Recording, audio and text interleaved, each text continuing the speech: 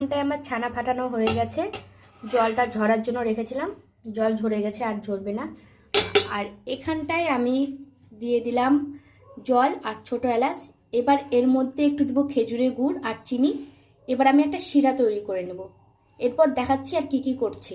তারপরে ছানাটা এইরকম করে হাত দিয়ে ডোল ডোলে মাখতে হবে। চলো তোমাদেরকে দেখাচ্ছি এর মধ্যে আর কী কী দিচ্ছি, দিয়ে তারপর মাখছি।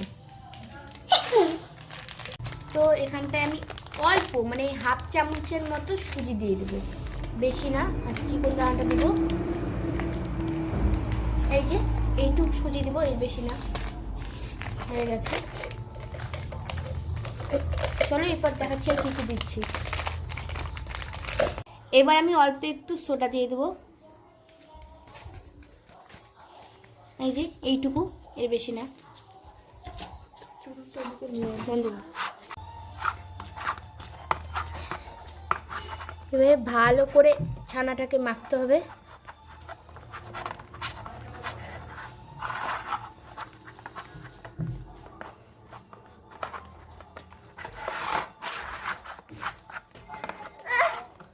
বন্ধ কর। তো এখানটা আমি হাফ চামচের মতো ময়দা চেলে নিয়েছি, এটা দিয়ে দিয়ে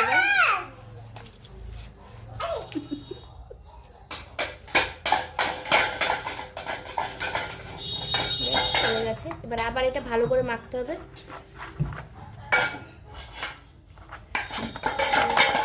ওটা কি করে,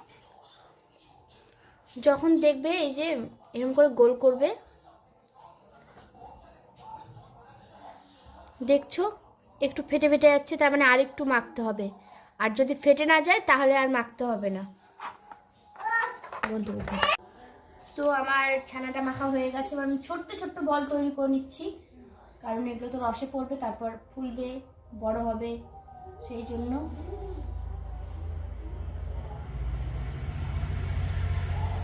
আমি বলবো সবাইকে অবশ্যই ট্রাই করো, খুব সুন্দর লাগে খেতে। আমি এর আগে দুবার চিনি দিয়ে করেছি, এবার ফার্স্ট টাইম করবো খেজুরের গুড় দিয়ে। এরপর দেখাচ্ছি আর কি কি করছি।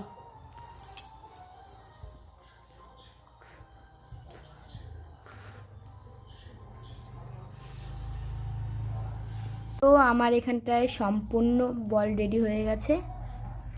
এবার চলো দেখাচ্ছি কি করছি। আর এখানটায় আমি শিরা বসিয়ে দিয়েছি, খেজুরের গুড় দিয়েছি আর অল্প একটু চিনি দিয়েছি।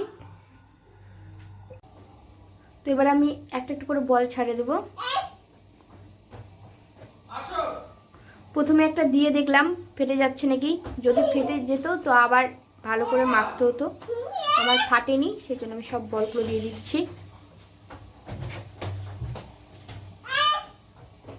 আস্তে আস্তে দিতে হবে।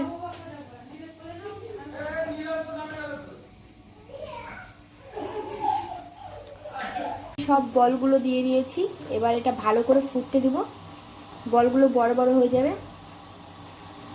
চলো এরপর দেখাচ্ছি আর কি কি করছি। তো আমি এখানটায় সব বলগুলো রস থেকে তুলে নিলাম, এখানটায় দুধ বসিয়ে দিয়েছি। এবার দেখাচ্ছি আর কি কি করছি। আমি এখানটায় খেজুরের গুড় দিয়ে দিলাম আর দিলাম অল্প চিনি দিয়ে, এবার দুধটা ভালোভাবে ফুটাচ্ছি। এরপর আমি দিয়ে দেবো এই যে গুঁড়া দুধের প্যাকেট, 2 প্যাকেট নিয়েছি, এটা দিয়ে দেবো, তাহলে দুধটা ঘন হবে ওই জন্য। এখানটায় দেখো দুধটা আমার অনেকটা ঘন হয়ে গেছে, আমি দেখাচ্ছি, দাঁড়াও, এই দেখো আরও ঘন হবে। তো এখানটায় দুধটা অনেকটা ঘন হয়ে গেছে। এবার আমি বলগুলোর মধ্যে দিয়ে দিব, দিয়ে 2-3 মিনিটের মতো ফুটাবো, ফুটিয়ে অফ করে দেবো।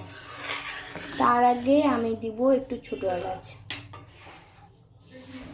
সব বলগুলো এর মধ্যে দিয়ে দিয়েছি। এবার 2 মিনিট হবে, 2 থেকে 3 মিনিট, তারপর গ্যাসটা অফ করে দেব।